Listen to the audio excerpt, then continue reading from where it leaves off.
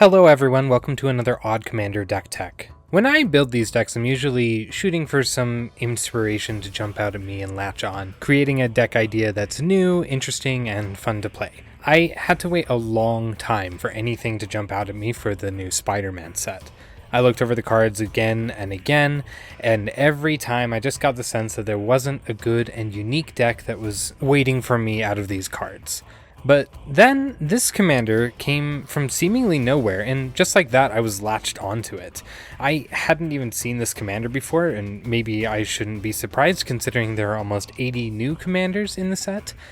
Let's talk about Molten Man, Inferno Incarnate, or if you prefer the in-universe version, the Infernus. Molten Man is a 2 and a red legendary creature elemental villain. Starts at 0/0 but gets +1/+1 for each mountain you control. When it enters, you can search for a basic mountain card, put it on the battlefield, and then when it leaves, you sacrifice a land. Molten Man cares about mountains. Honestly and surprisingly, that's pretty unique among commanders. There are not really a lot of decks that care specifically about a particular land type. And there's good reason. Monocolored decks aren't as interesting as multicolored decks, and focusing on just one land type is harder in a multicolored deck. There have been a lot of cards that care about mountains, though, over the years, but rarely do we see a legendary creature that cares, and I think that's what makes Molten Man special and jump out to me. So our goal is to get Molten Man big with a whole bunch of mountains, and then create kind of this Voltron build with this guy. It's going to be really easy to pump him up or give him trample or haste with the cards that we have available in red. We're also going to be showcasing cards that care about how many mountains you control and really take advantage of those cards. So in other words, this is a mountain deck that cares a lot about playing mountains, which is great because we've already been covering a bunch of strategies that are focused around specific land types, so we may as well visit the basic land types as well. Let's dive right in with talking about the cards that specifically care about mountains. In total, somewhere between 60 and 70% of the deck is either a mountain or cares about mountains specifically. The majority of our land package is mountains, of course, with 35 of them, but we also have a Dwarven Mine, which also is a mountain, and it cares about having mountains, and we have Valakut the Molten Pinnacle as a good payoff for mountains entering the battlefield. That's all for our mana base, so let's talk about the rest of the cards. We, of course, are including Blood Moon and Magus of the Moon as ways to make everything into mountains. There's not a lot of synergy for these cards in the deck, but I feel like the deck would be incomplete if we didn't include them. Akom Hellkite does damage on landfall, and does twice as much if it's a mountain, which almost all of our lands are. Alpine Guide is a lot like our commander, but doesn't scale with the number of mountains we have and has to attack every turn, so mostly it's just an extra mountain on the battlefield when it's there. Anger gives all of our creatures haste if it's in the graveyard. It's a well-known card that is a can't miss for this deck. Ben Aki Hermit is the only other legendary creature that I could find that cares specifically about mountains in mono red, and it only does damage to attacking creatures. It's an interesting defensive card, and there might be a deck here that I might explore in the future, but I would say that it makes for a harder commander to build than Molten Man. We then have a bunch of mountain-specific ramp. Call the Mountain Chocobo finds a mountain and makes a bird that gets bigger with landfall, and it has flashback, so we can do it again. We also have There and Back Again, which gets us a ton of mana if it sticks around, but at least gets us a mountain for sure. Those are the only two that get us to mountain directly to the battlefield, but we also have a ton of mountain cycling cards, which let us discard them and search for a mountain into our hand.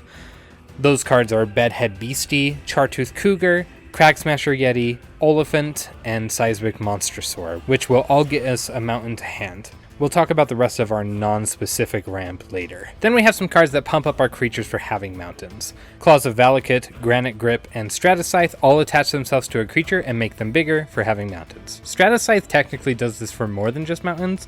I think it's a pretty underrated card for that reason. Another classic card is Goblin Charbelcher.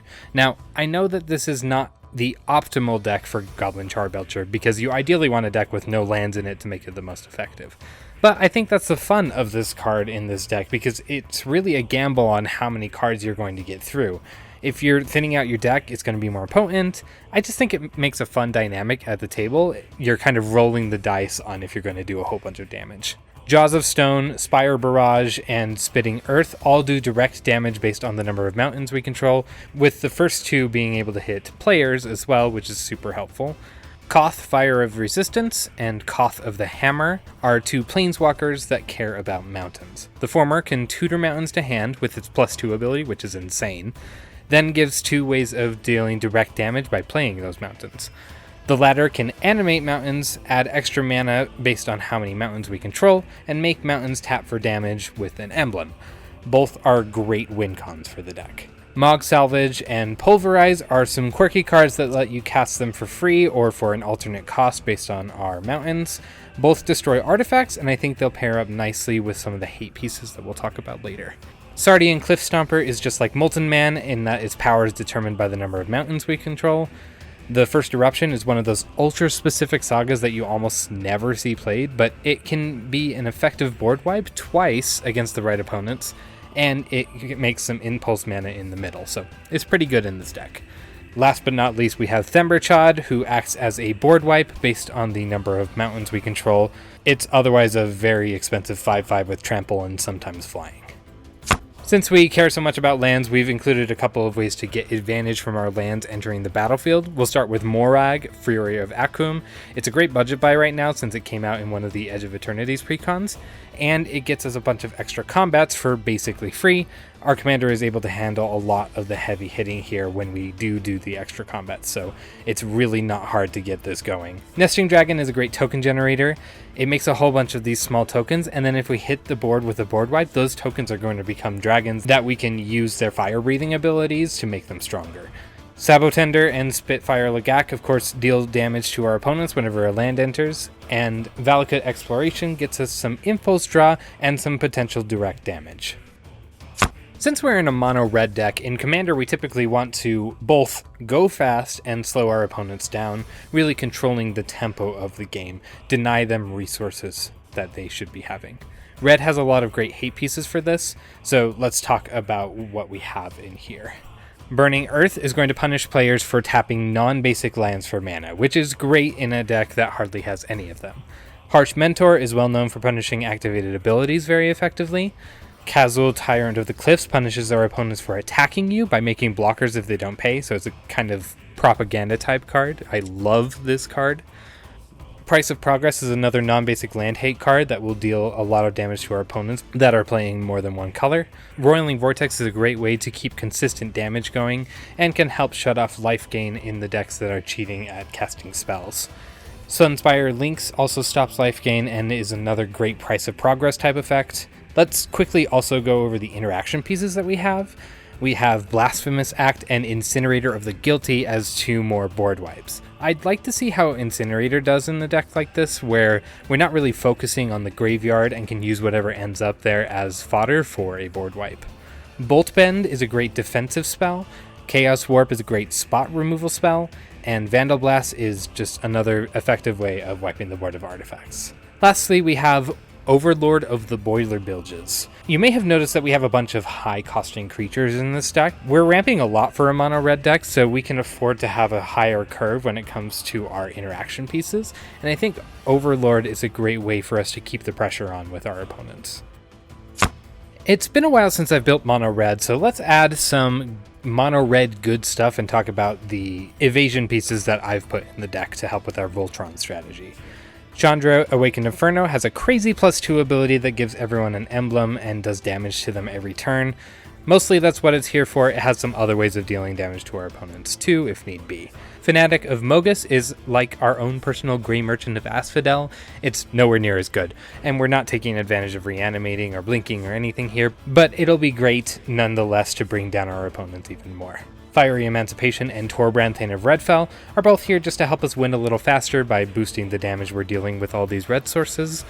And for evasion, we have Archetype of Aggression, which is kind of a hate piece, but mostly just gives our things trample. It's not going to affect our opponents that much. And Leyline Axe, which is also great for giving trample. Last but not least, let's talk about the rest of our utility pieces. We've already covered all of our mountain-specific ramp cards, but we have a couple of other very powerful cards in our retinue. Gauntlet of Power and Caged Sun are both great for a monocolored deck, and we're going to take full advantage of the extra mana that they generate. Cursed Mirror is a fun trick that helps us ramp after the first turn it's out. Jirapur Orrery is nice because we're probably going to be emptying our hands a bunch after playing all of those lands that we can. and the additional card draw at the end is great. It helps our opponents too, but we're hopefully taking more advantage of it. Next we have Sword of the Animist, another land tutor on combat damage, which is great for the deck that wants us to attack with our commander a bunch. Additionally, we have Walking Atlas that gives us an extra land drop every turn, and Zeldinkt, which also does so at the cost that we have to return a land to our hand every turn. But it does also get big with lots of lands, so again, it's another big brawler for our deck. For card advantage, we have Count on Luck, which is perfect impulse draw for a mono red deck. Horn of Greed, a great landfall card draw engine, even if we are giving our opponents extra cards as well. Ruin Grinder, which is another card that I missed that has mountain cycling, but it also can act as a wheel effect on death, which is primarily what it's in here for. And Seer's Sundial, a less powerful but one-sided Horn of Greed that only we get to take advantage of, but we have to pay for the card draw. The Spider-Man set has proven to be an interesting challenge in that there aren't a lot of interesting challenges to find here. I'm glad that we got a commander that has kind of a one-of-a-kind effect for these colors, and it gives us a chance to really flex some niche and cool cards that, granted, you could put into almost any mono red deck, but almost never do you see them all in one place. Anyways, what do you guys think? I'm really excited to sit down with this uncommon commander and perform a fun aggro landfall strategy that will hopefully blindside my opponents. Let me know what you think, and I'll see you guys in the next video.